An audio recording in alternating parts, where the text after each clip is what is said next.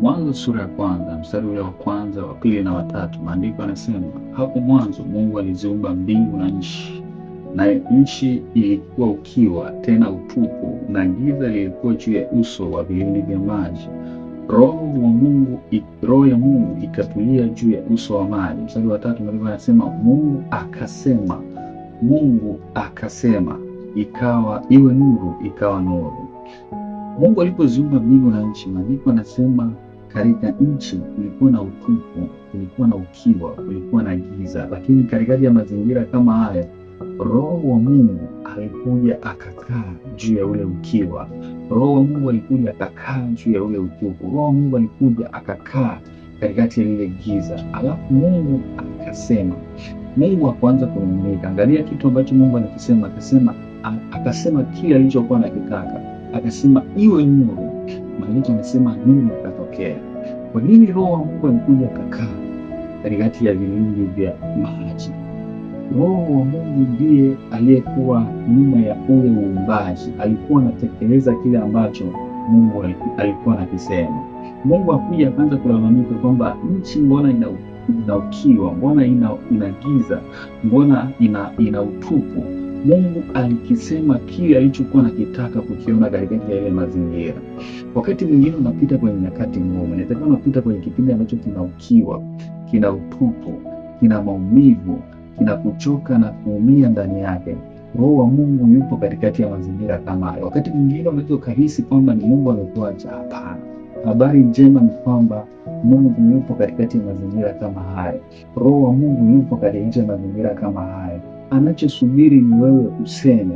Moja ya kitu kingine ambacho huwa tunakosea kwenye nyakati kama hizo ambazo tunakutana na ukiwa, kwenye shughuli tunazozifanya, kwenye utumishi, kwenye afya, inawezekana umepita nyakati za ukiwa, nyakati za utupu, nyakati za maumivu, za kuhisi kwamba Mungu haonekani. Nyakati kama hizo huwa tunakosea kitu kimoja. Katikati nyakati kama hizo huwa tunalalamika, hatusemi kile tunachokitaka. Hatutumii vinywa vyetu kama silaha ya kuumba kile ambacho tunakitaka. Mungu hakuanza kulalamika kwamba mbona nimeumba nchi ambayo ni nzuri, lakini utupu umetoka wapi?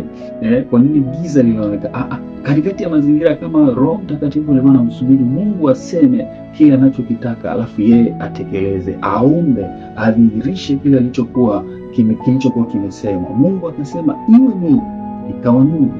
Akaona nuru ni njema, akaumba vitu vilivyovisoma pale katika ile sura ya kwanza ya uumbaji.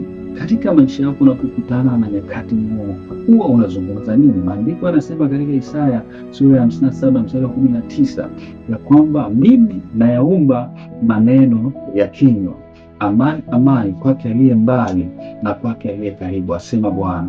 Mungu anasema yeye anaumba matunda ya midomo. Unazungumza nini kwenye nyakati za maumivu? Unazungumza nini kwenye nyakati za kuhisi kwamba kuna ukiwa, nyakati za utupu? Zungumza kile unachokitaka. Roho Mtakatifu yuko hapo, anasubiri useme ya kwamba sasa imetosha, ninahitaji kutoka hapa niende hatua nyingine. Imetosha kukaa katika mikwamo ya kiuchumi. Imetosha kukaa katika vifungo vya kifamilia. Imetosha kukaa katika hali hii ya kutokuolewa. Imetosha kukaa katika vifungo vya kuzaa watoto na wanakufa. Imetosha kustruggle kwenye eneo fulani, kukosa amani katika ndoa. Imetosha. Roho Mtakatifu yuko hapo katikati ya mazingira ambayo unahisi Mungu amekuacha. Zungumza unachokitaka. Roho Mtakatifu yupo juu ya ukiwa, yupo juu ya utupu unaouona, yupo juu ya mazingira magumu ambayo unaweza ukahisi kwamba ni giza tupu, unaweza ukahisi kwamba uko peke yako katikati ya jangwa. Hapana, Roho wa Mungu yuko hapo. Tumia kinywa chako kama silaha kuumba kile unachokitaka. Usianze kuzungumza maneno mabaya. Mtu mmoja aliwahi kusema kwamba ikiwa huwezi kuzungumza maneno mazuri katikati ya changamoto inayokusonga, ni heri ukanyamaza kimya kabisa, kwa sababu ukizungumza maneno ambayo sio sahihi, kwa sababu kuna watu wengine wanahalalisha, wanatumia vinywa vyao kuzungumza maneno ambayo yanahalalisha yale mazingira ambayo wanayapitia, kwamba mimi ndo basi tena, mimi hapa siwezi kuvuka, sina mtu wa kunisaidia. Maneno kama hayo yanazidi kukuweka katika hali ngumu zaidi, yanazidi kuhalalisha hiyo changamoto unayoipitia iendelee kukaa hapo. Badala yake tumia kinywa chako kuzungumza unachokitaka. Mungu akasema. Mungu hakulalamika. Mungu alisema alichokuwa anakitaka, na wewe zungumza unachokitaka. Yatosha sasa kupita kuzunguka katika mlima huu. Roho Mtakatifu atadhihirisha unachokitaka. Yatosha sasa kuzunguka miaka hii yote katika mlima wa magonjwa, mlima wa umaskini, mlima wa kukosa furaha na amani katika familia. Yatosha, zungumza, tamka, na Roho Mtakatifu atadhihirisha na kuomba kile unachokizungumza.